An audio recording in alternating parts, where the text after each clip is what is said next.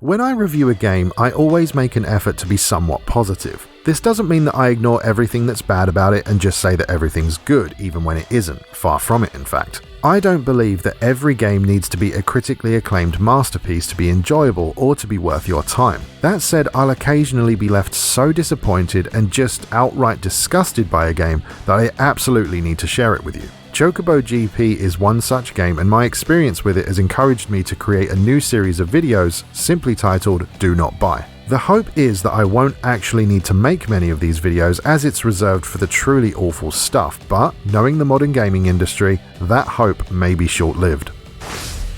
So before we get into my personal opinions regarding why you should avoid this game, let's talk about what it actually is. Also, keep in mind that this review refers to the fully paid version of the game, not the digital light version. Chocobo GP is a mostly by-the-numbers kart racing game featuring characters from other Square Enix franchises. As you might imagine, it follows the traditional kart racer formula and includes many of the genre's tried and tested mechanics. You can power slide around corners for a boost, collect item boxes on the track to be given a random power-up, and you've got a choice of characters to play as, each with different capabilities on the track. The game features various modes of play, including a story mode, time attack, online events, and an online multiplayer. The story mode is very basic and unfolds mainly through these little interactions that occur between the races. During the story, you'll unlock different characters and customization options for those characters, as well as earning gil that can be spent in the in-game shop. Gil is this game's basic currency that you earn in-game by completing missions that refresh daily and weekly. You can grind out gil, but it's a slow process, and that is, of course, by design. You can earn quite a bit of extra gil if you pay real money to unlock the game's battle pass, which has a free track and a paid track. You can also pay even more money to buy a premium pass that allows you to skip the massive grind to level 60 and unlock Cloud for use right away. You can only progress the battle pass by playing the actual Chocobo GP mode, which is online only and requires a paid Nintendo Switch Online membership to join. There are two more types of currency, including item tickets, which you earn in-game, and Mithril, which is this game's premium paid currency, and of course can only be used for the more desirable items. The online multiplayer is again very basic, and it's simply just the same kart racing from the single player, but online against other players. Once again, both the Chocobo GP mode and this basic multiplayer mode require Nintendo's online membership to access. And to be completely honest, that's really all you need to know about the game itself, so let's get into my personal opinions on the gameplay, the monetization, and why I strongly recommend that you avoid this game. As I said at the beginning of the video, I do try to be positive, or at least fair, when I review a game and share my experiences with you. So I'm not going to shout or get angry about it, because frankly that doesn't help anybody. I'm instead going to calmly and precisely explain why Chocobo GP should be avoided. Oh, and if you do happen to like the game and you're already enjoying it, then fine, I'm not going to judge you or shame you over it. This is just my personal view after all, and to be honest, if you've already bought the game and you're actually enjoying it, you're probably not my target audience anyway. So why do I recommend that you avoid this game? Well, to sum it up in a few words: greed, manipulation, compromised gameplay, and unrewarding. The game itself, the actual kart racing stuff, isn't the problem at all. In fact, to give the game some credit, the kart racing stuff is honestly rather good. It's not quite on the same level as Diddy Kong Racing, Sonic Racing Transformed, Crash Team Racing, or Mario Kart, but I think it's still quite fun and it controls pretty well.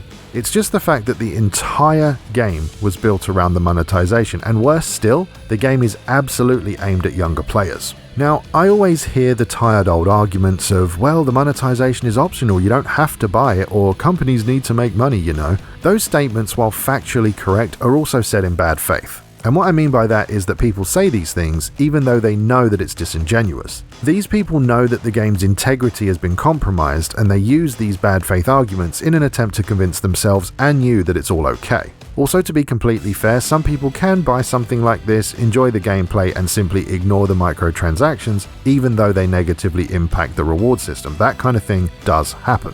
I think one of the biggest problems is that they charged around £35 to £40 for this in the UK and around $50 in the US. I mean, I'm sorry, but if you're charging that kind of price, it should instantly turn off all monetization and allow you to earn everything in the game at a reasonable rate. If you want to make the game completely free and then stuff it full of manipulative and greedy scams, then have at it, I suppose. This game does actually have a light version, but it severely limits you and further cuts back the game to its bare bones. I would assume that they did this to incentivize the purchase of the full game, which again is still full of extra monetization. This is yet another example of a company creating a grind or a problem and then selling you the solution. And that's on top of the price you already paid for the game. It's literally got every trick in the microtransaction book, multiple currencies, premium currency, a battle pass, dailies, weeklies, an artificially long grind, fear of missing out tactics, and it's heavily marketed towards children.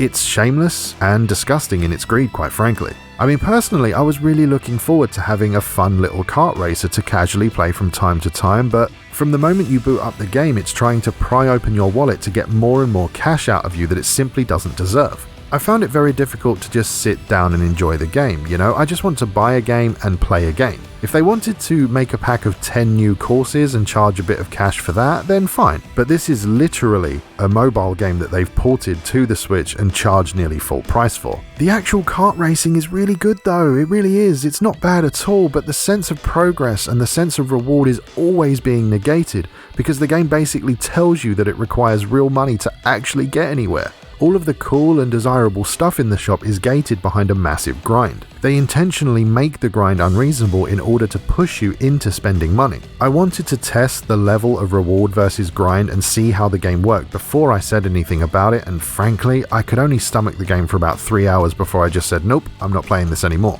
I actually got it on release day and I've had the footage since then, but I didn't really want to review it just due to everything I've already mentioned. I think making this video seems to be a good way of dealing with the extra footage and a good way of dealing with any other games that are just this bad. But if you wouldn't mind, could you guys let me know what you think about this type of video? I mean, I only plan to make these on the rare occasions when something really irks me, but I would definitely like some feedback if you have the time. In my opinion, Chocobo GP is a pretty decent kart racer that has, unfortunately, been completely ruined for me by awful and shameless monetization. As far as I can see, the game was actually designed around the microtransactions and it really shows. Ultimately, I just cannot and will not recommend this to anyone. Is the actual game underneath any good? Yeah, it genuinely is, but it's an utterly miserable experience due to the artificially extended grind which tries to manipulate and pressure you into spending real money. I sold the game on eBay within 3 hours of playing it, and I have to say, I'm glad to be rid of it. If you enjoyed the video, I really hope you'll consider subscribing, and if you like what I do and want to help support the channel, please check out the first link in the video description down below. Thank you very much for watching, and I'll see you next time.